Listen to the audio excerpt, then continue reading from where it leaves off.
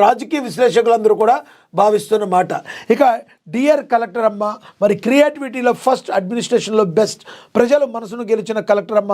కరీంనగర్ జిల్లా collector Pamela సత్పతిపై ప్రశంసలు. వినూత్న పందాలో విప్లవాత్మక కార్యక్రమాలు అమలు చేశారు.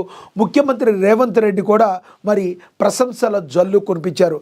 నిజమే కదా, ఎవరైనా చెడ్డ చేస్తే ఎందుకు చెడ్డ చేశామని అడుగుతామో, మరి వాళ్ళని సన్మార్గం వైపు నడిపిస్తామో.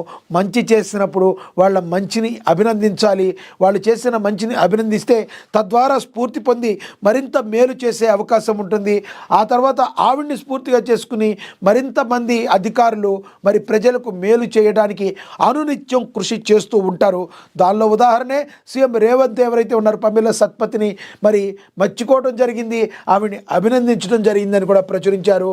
ఇక గవర్నర్ నుంచి అవార్డును అందుకున్నారు. ప్రభుత్వ పాఠశాలపై తన మార్కు చూపించారు ఆవిడ.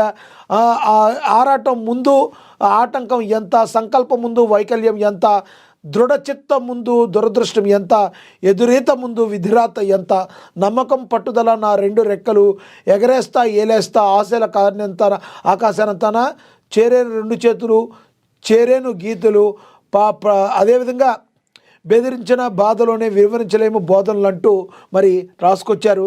కష్టపడండి, కళలను సాకారం చేసుకోండి అని చెప్పి విద్యార్థులకు దిశానిర్దేశం చేశారు పమేలా సత్యపతి.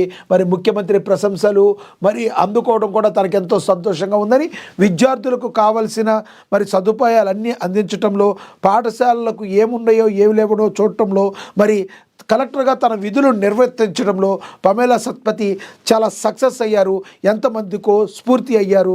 కాబట్టే ఈ రోజున ముఖ్యమంత్రి రేవంత్ రెడ్డి మరి ఆవిడ మీద ప్రశంసల జల్లు కురిపించడం జరిగింది. మిగతా అధికారులు ఎంతోమంది కూడా పమేలా సత్పతిని మరి స్ఫూర్తిగా తీసుకుని ముందుకు సాగాలని మనం కూడా కోరుకుందాం.